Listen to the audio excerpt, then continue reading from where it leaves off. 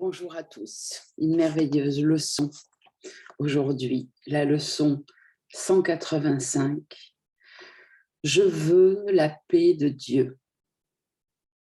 Dire ces mots, ce n'est rien. Mais les penser vraiment, c'est tout. Si seulement tu pouvais les penser vraiment, ne serait-ce qu'un instant, il n'y aurait plus de chagrin possible pour toi, sous aucune forme que ce soit, en aucun endroit, ni aucun moment. Le ciel serait rendu complètement à ta pleine conscience. La mémoire de Dieu entièrement restaurée et la résurrection de toute la création pleinement reconnue. Nul ne peut vraiment penser ces paroles et ne pas être guéri. Il ne peut pas jouer avec les rêves, ni penser qu'il est lui-même un rêve. Il ne peut pas faire un enfer et le penser réel. Il veut la paix de Dieu et elle lui est donnée. Car c'est tout ce qu'il veut et c'est tout ce qu'il recevra. Il y en a beaucoup qui ont dit ces paroles, mais il y en a certes peu qui les ont vraiment pensées. Tu n'as qu'à regarder le monde que tu vois autour de toi pour voir combien ils sont peu nombreux. Le monde serait complètement changé s'il s'en trouvait deux qui s'accordaient à dire que ces mots expriment la seule chose qu'ils veulent. Deux esprits ayant une même intention deviennent si forts que ce qu'ils veulent devient la volonté de Dieu. Car les esprits ne peuvent se joindre que dans la vérité. Dans les rêves, il n'en est pas deux qui puissent partager la même intention. Pour chacun, le héros du rêve est différent. Le résultat voulu n'est pas le même pour les deux. Perdant et gagnant alternent simplement en motifs changeants selon que le rapport entre gain et perte entre perte et gain prend un aspect différent ou une autre forme. Or, le rêve ne peut apporter qu'un compromis. Parfois, il prend la forme de l'union, mais seulement la forme.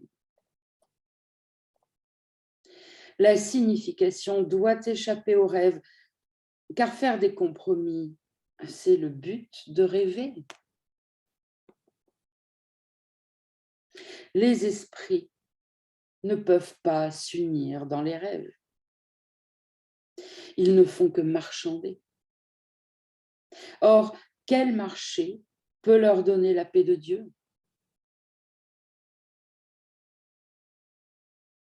Les illusions viennent prendre sa place.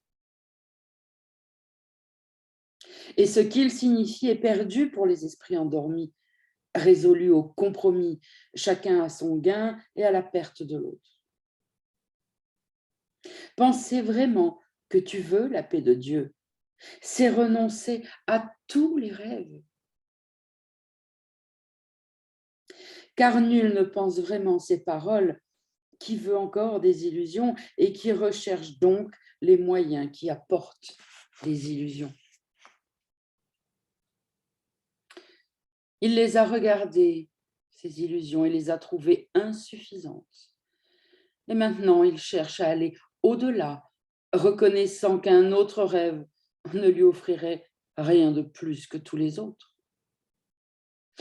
Les rêves ne font qu'un pour lui. Et il a appris que la seule différence entre eux est une différence de forme, car l'un apportera le même désespoir et la même misère que tous les autres. L'esprit qui pense vraiment que tout ce qu'il veut est la paix doit se joindre à d'autres esprits, car c'est ainsi que s'obtient la paix. Et quand le souhait de paix est authentique, les moyens de la trouver sont donnés, sous une forme que chaque esprit qui la cherche honnêtement peut comprendre. Quelque forme que prenne la leçon, elle est planifiée pour lui de telle manière qu'il ne peut s'y méprendre si sa demande est sincère. Mais s'il demande sans sincérité, il n'y a aucune forme sous laquelle la leçon puisse être acceptée et véritablement apprise. Consacrons aujourd'hui nos exercices à reconnaître que nous pensons vraiment les paroles que nous disons. Nous voulons la paix de Dieu.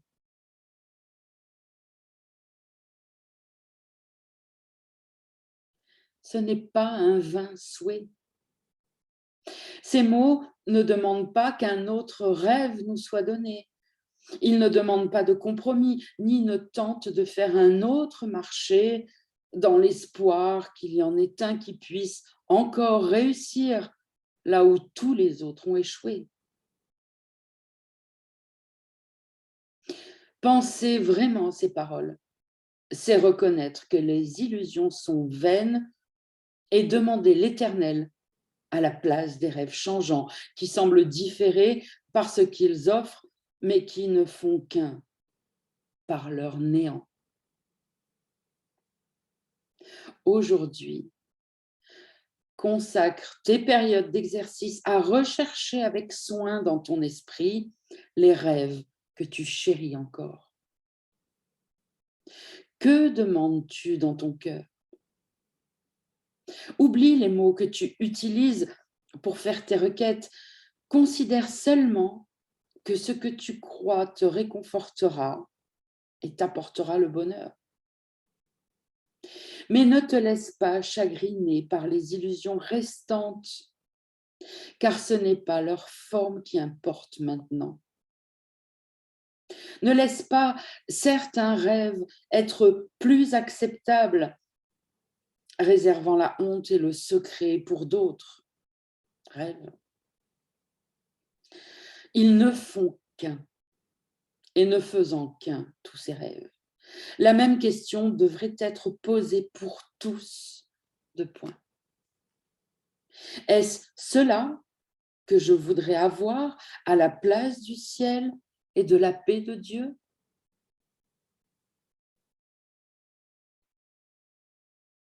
Voilà le choix que tu fais. Ne t'y trompe pas. Il n'en va pas autrement. En cela, il n'y a pas de compromis possible. Tu choisis la paix de Dieu ou alors tu as demandé les rêves. Et les rêves viendront comme tu les as demandés. Or, la paix de Dieu viendra tout aussi certainement et pour rester à jamais avec toi. Elle ne disparaîtra pas à chaque détour ou à chaque tournant de la route pour reparaître ensuite non reconnue sous des formes qui varient et changent à chaque pas que tu fais. Tu veux la paix de Dieu, comme la veulent aussi tous ceux qui semblent chercher les rêves. Pour eux aussi, bien que pour toi, tu ne demandes que cela quand tu fais cette requête avec une profonde sincérité.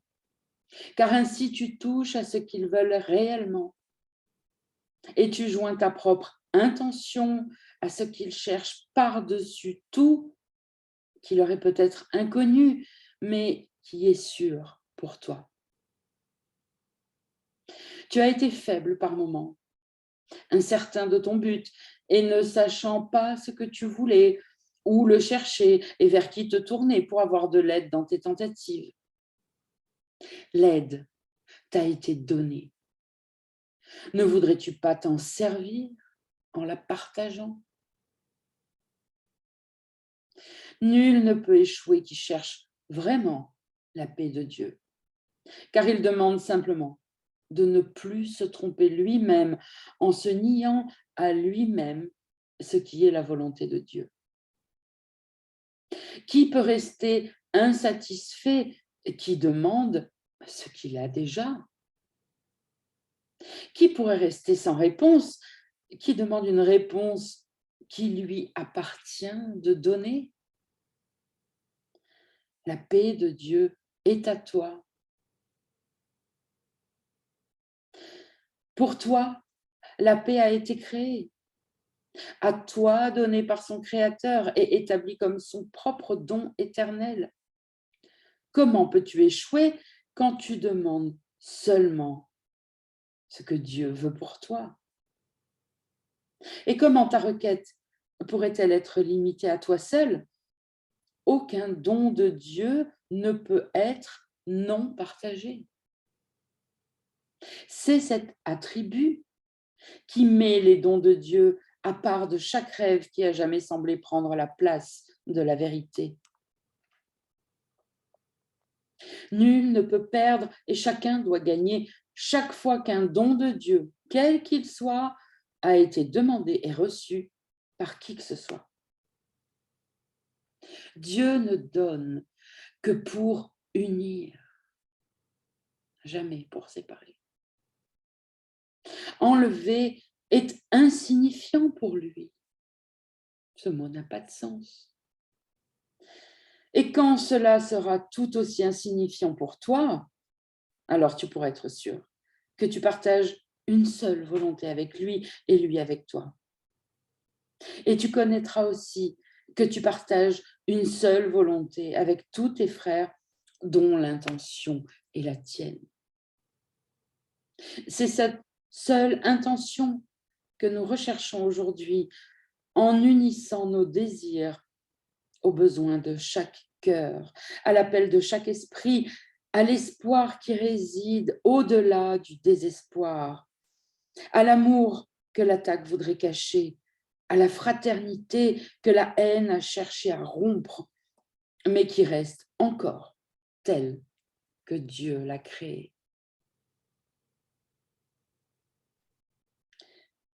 Avec une telle aide à nos côtés, pouvons-nous échouer aujourd'hui quand nous demandons que la paix de Dieu nous soit donnée?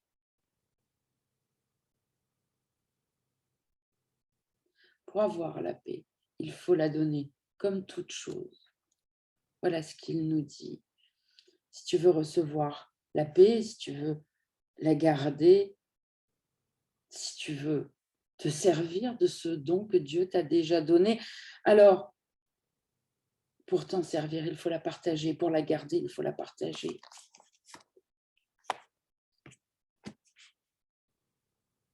On commence par faire la paix en soi.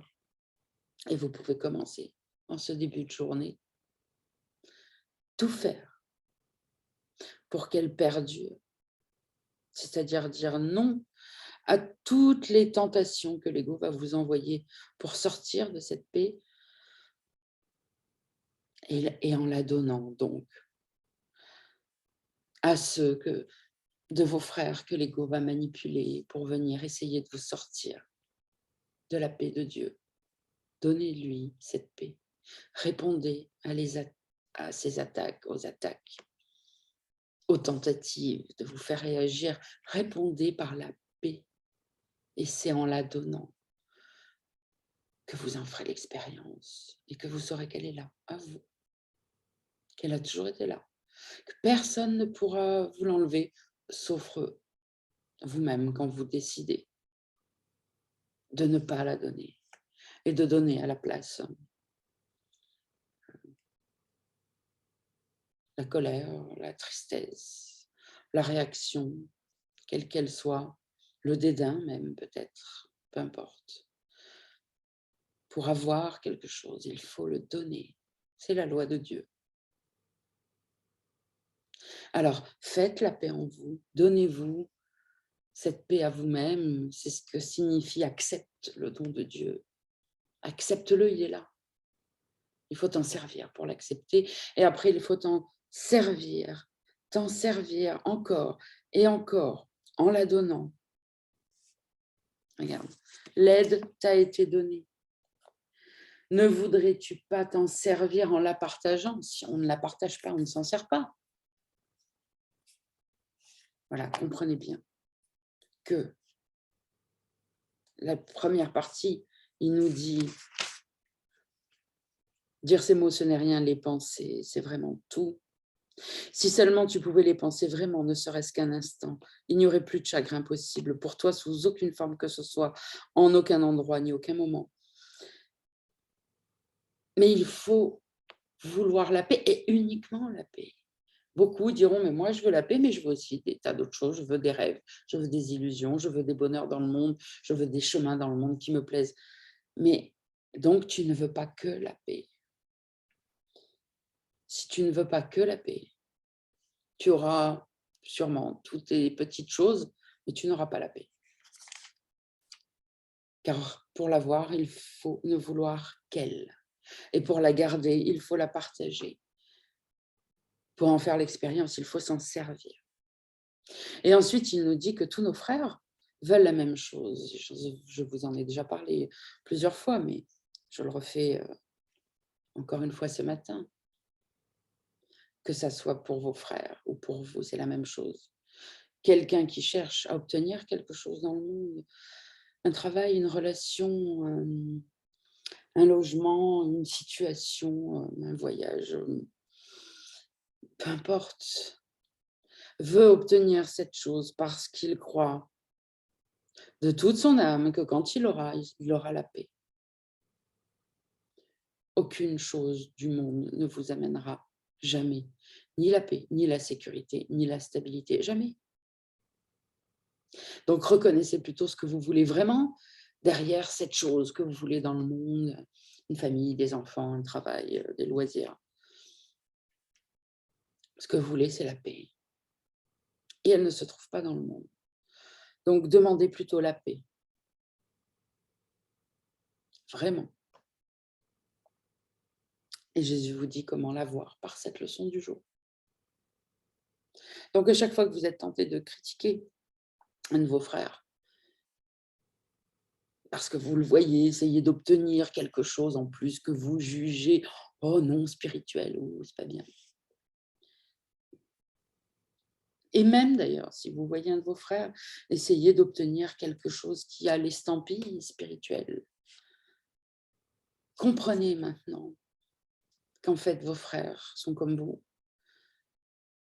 Ils cherchent cette chose, croyant que cette chose va leur apporter la paix, la quiétude, la stabilité, la sécurité. Ils ne savent pas qu'ils ne l'obtiendront pas. Vous, vous le savez, c'est ce que Jésus nous dit.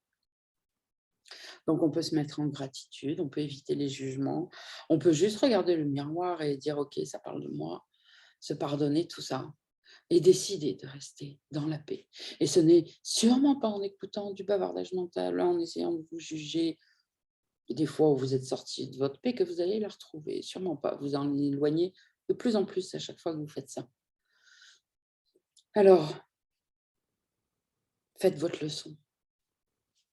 Comprenez bien que c'est la paix et uniquement la paix qu'il faut vouloir de tout son cœur, de toute son âme pour pouvoir la recevoir et pour la conserver, en faire l'expérience et grandir dans cette expérience, laisser son cœur, son esprit, son âme s'expanser.